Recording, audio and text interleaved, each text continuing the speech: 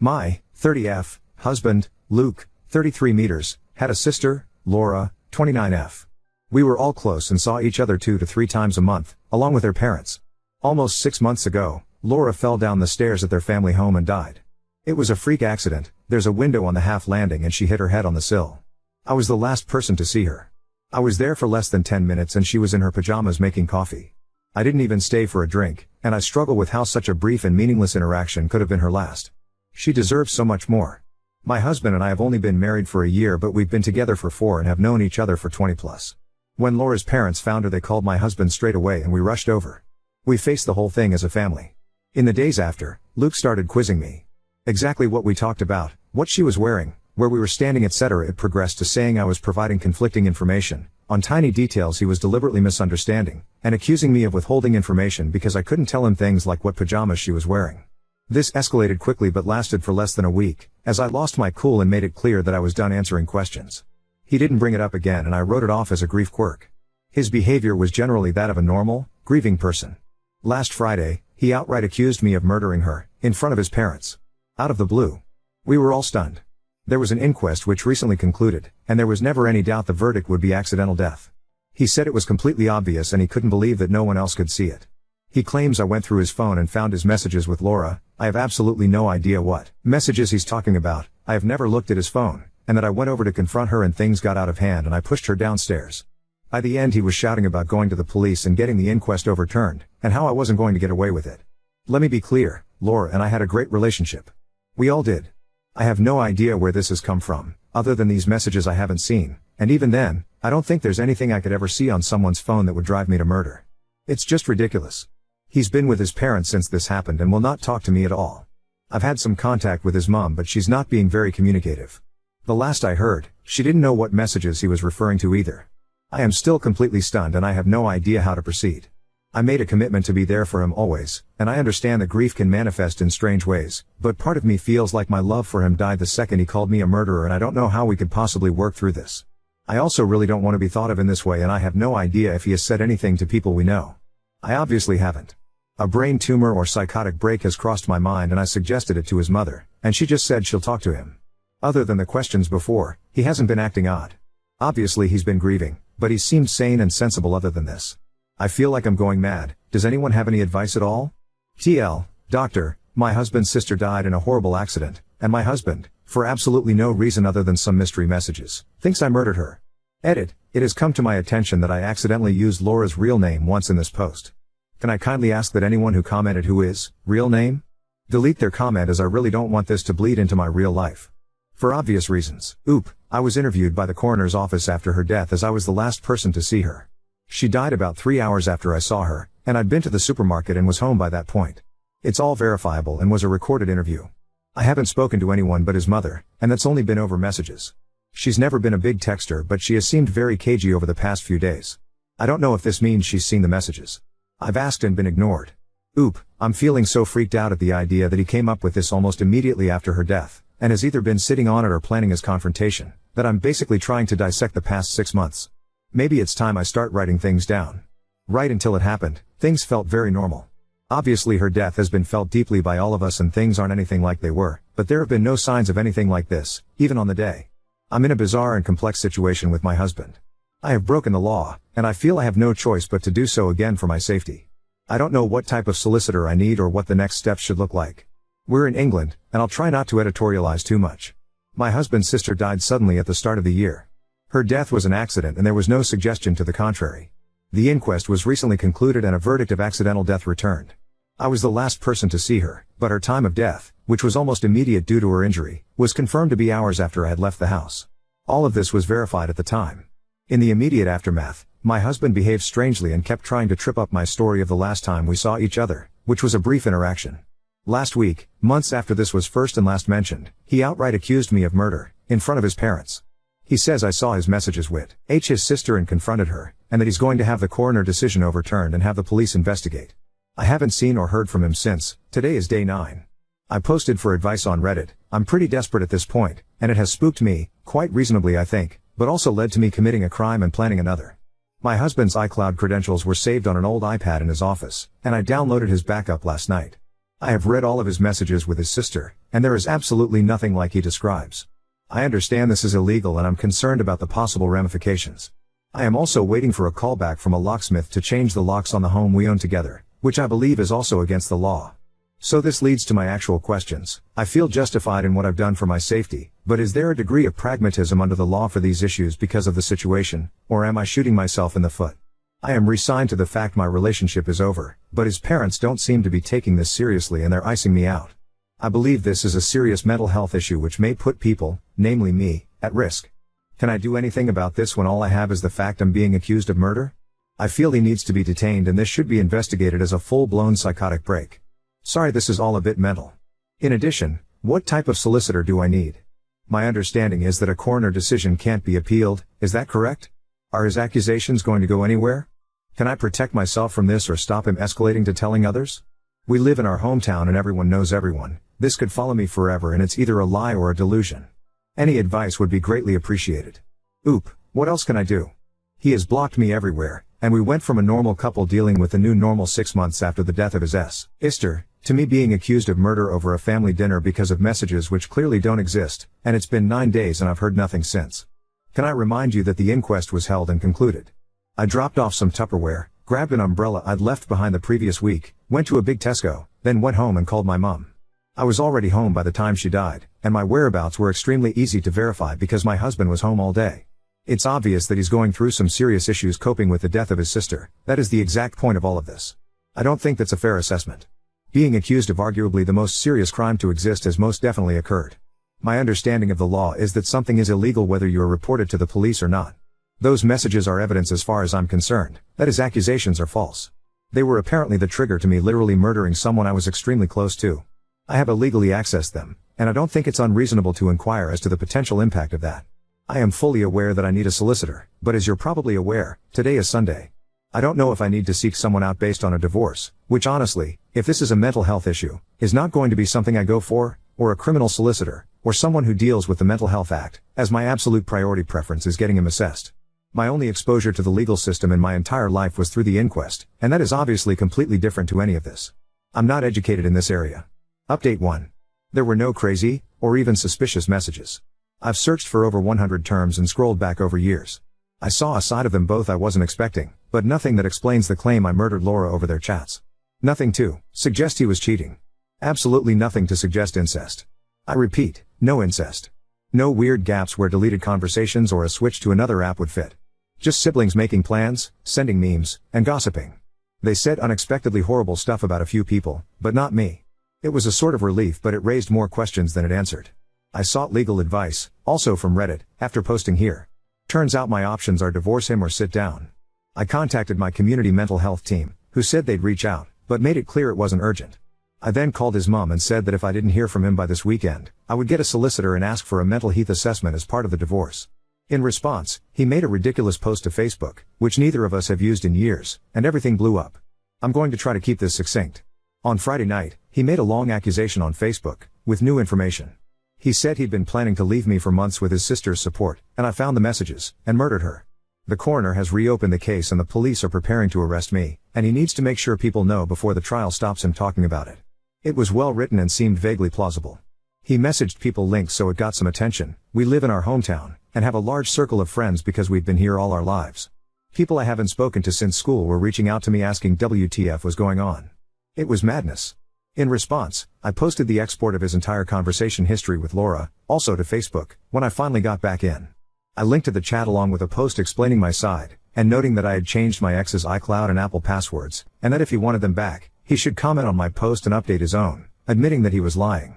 He eventually did. When I started getting messages about his post, I panicked, and changing his password seemed important to preserve everything because he'd know I had access. When I spoke to him the next morning, it's clear he's not having a mental episode at all, but is claiming one because he's been caught in a big lie. As soon as he was outed, he called me, clearly drunk, begging and promising to explain everything if I deleted my post. I hung up and told him to call back the next day.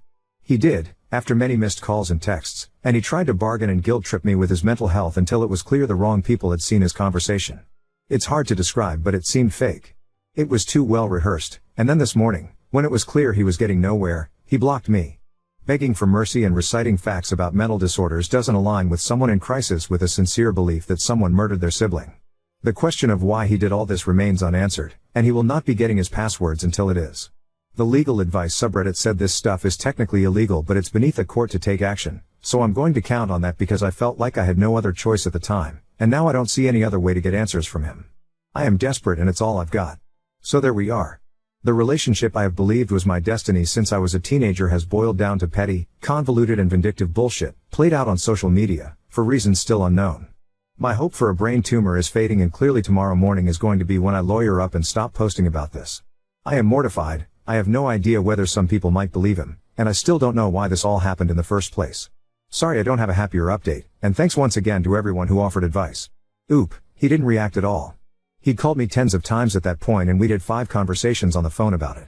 He was lazy, or focused on me deleting the chat log from the get-go, but when I made it clear that posting that comment and editing his original Facebook post was the only way to progress the conversation at all, he finally did it.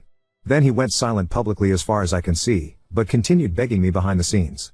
Oop, I think it was the fact that it proved his story false, alongside the way they spoke about some people. It was really damaging stuff and I can see why he panicked. I hated to do it to him, but I really couldn't think of anything else because so many people had questions. Now on to story 2. Girlfriend accuses me of lying and being unattracted to her because I can't finish during bed, and now it's causing tension in our relationship. My girlfriend and I have been together for almost 3 years. I've never had issues coming. In fact, I would always finish too fast. But about 3 months ago, I've been having issues finishing. At first, it would just take me a little longer to finish, but now I can't finish at all. I don't know what changed. I'm still very attracted to her and I love her with all my heart. I can tell it's taking a toll on her and she feels like she's doing something wrong. It's actually affecting our relationship because she thinks I'm hiding something from her. She thinks I either am not attracted to her, I masturbate too much, I watch porn, she's not good in bed, I'm cheating on her, or I think she's loose. All of those things are obviously not true, but it's like she doesn't believe me. It sometimes puts a lot of pressure on me because I can't 100% relax if all I think about is to come for my girlfriend. And honestly, I don't really care if I finish or not, all I want is to make her feel good. And I tried to tell her that, but she says she doesn't understand what changed with me. She says it doesn't make sense that I can't come at all anymore. And honestly, I don't know too. Now she barely wants to have sex because she says that it just makes her feel like I'm using her body to masturbate and that I'm just like every other man.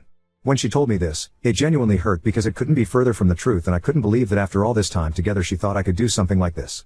I don't know what to do. Every time I try to talk about it, she shuts me down because she thinks I'm lying to her. We ended up having a real fight about this the other day and she ended up crying saying that I don't think she's pretty and she stormed out. We're perfect in every other aspect and I don't want to throw away 3 years for this. I can understand how she feels from her perspective. That's why I'm asking, how can I make her believe that I truly don't know what's going on with me? Has any other man dealt with something like this? Update 2. I ended up having a conversation with her yesterday, and here's how it went down. I told her yesterday morning not to make any plans for that night because I wanted to do something with her. When she came home, I acted as if everything was normal. Not going to lie, I was scared at first because she seems so on guard these days. Every time I tried to talk about this, she would always shut it down or just leave, so I was scared she would do that again. I read some comments saying not to bring up her physical appearance because it could be seen as a win in her eyes, so I really tried not to do that. I ended up saying something like, "Baby, I want to talk to you because I've noticed certain behaviors, and I'm worried about you. But I just want to start off by saying that I love you more than life, and that's why I really want to solve this because I truly want to spend the rest of my life with you. But I've noticed that you haven't been eating a lot lately, and it's really worrying me. I know we've talked about this before, but I really want to have a conversation about it right now because I love you so much, and I'm scared for you. It's not weird, T, had I care about you eating. I'm getting scared that something will happen to you because not eating and making yourself throw up can seriously affect your health. I am not trying to fight with you, but I feel like if we're in a relationship, I should and have to bring up my concerns when there's something. Will you please help me understand what's going on? I love you more than anything, please just help me help you." She said I was making a big deal out of nothing and that she was fine.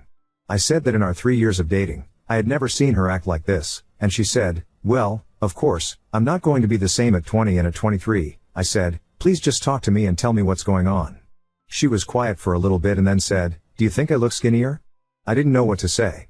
Again, some people said not to tell her if I noticed her weight loss, but then I didn't want to lie to her. I said I didn't know and that I didn't notice those kinds of things. I then said that her throwing up was concerning too, and I felt like she did it secretly as if she was doing it on purpose. I followed with, "I just want to help you, please," and she blurted out, "I know you don't find me attractive anymore." I was speechless, not going to lie, because it's not true, and she just started crying like I've never seen her cry before. She was inconsolable. She eventually told me that she knew we had bedroom issues because of my lack of attraction to her. Context: I've had issues coming, and it strained our relationship a bit. We had a serious talk about it. I got an appointment with a urologist, and I thought we had moved past it. She said that she knew I wasn't able to come because I thought she was ugly and fat. I was so confused. She even pulled up examples that I had no idea about. She said that 3 or 4 months ago, we were having sex, and when I was about to finish, I apparently glanced at her stomach, and it made me not able to come. I reassured her that this was completely false and that I might have a medical issue, but I love her body and her face, and I think she's the prettiest woman I've ever laid eyes on. She was like, "Stop lying." She then revealed that she didn't even want to get skinny and that she's doing all of this for me. I didn't know what to say. I've never been in those types of situations. I just held her as she was crying in my arms, and at this point, I was crying too. I just repeated that I love her and that I'm here for her. She was crying so hard.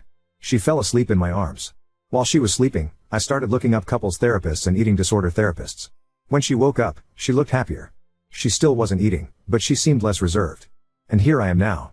I saw a comment suggesting that I should buy low-calorie snacks just to get her to eat, but I'm scared. Just finally having that conversation was hard, but now getting her to eat is a different story.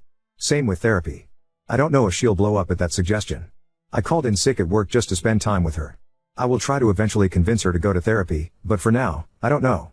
Thank you, everyone, for commenting. Update 3. Well, she broke up with me, and words can't express how sad I feel. I was planning on proposing in August. I already have the ring and saved up almost a year for it. I don't know what to do. I sincerely love her more than life, more than myself. Here's what happened. I tried to give her as much space as I could regarding eating. I would make protein shakes and leave them in the blender so she could drink them whenever she wanted. I took her out on dates whenever possible to keep her from staying home and making herself vomit. I constantly complimented her and made sure not to finish eating before her or pressure her to eat faster when we dined together. Things seemed to improve a little. Then I had a urologist appointment. I've been having issues ejaculating, which made my girlfriend insecure. The results came back normal, and I was told it could be due to stress or performance anxiety. When I shared this with my girlfriend, she didn't take it well. She said I was confirming her fears that I wasn't attracted to her.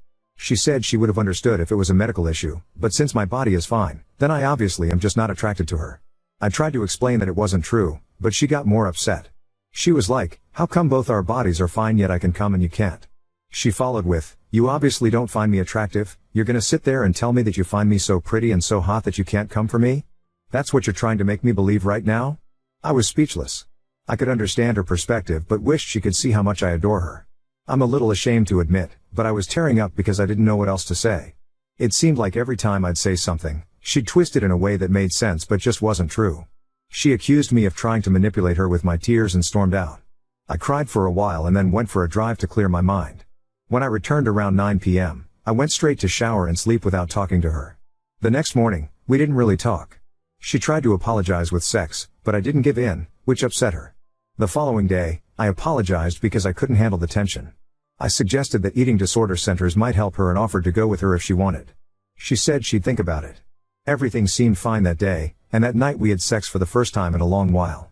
However, I couldn't finish, and although she didn't say anything, I knew she was disappointed. She avoided me the next day and even stayed at a friend's place. 2 days later, she told me that our relationship was the source of her body image issues, even though she's told me that she struggled with body image issues in her teens. She said she couldn't see herself getting better while staying with me. She said she knew she was sick and needed help but she had to do it alone. I said she didn't have to, and to tell me what to do and I'll do it, and she said no. I told her I couldn't see myself with anyone else, and I know she feels the same way, and she said she's tired of feeling insecure and the relationship makes her feel insecure. I know she's sick and it's making her think that way, but it's so unfair. I've never cried so hard in my life. I was literally begging her to just think about it before making it official, but she said no. I'm letting her stay at our apartment while I'm staying with a friend because I can't stand being in there without her. I don't know where I went wrong. I tried so hard to be patient, understanding, you name it.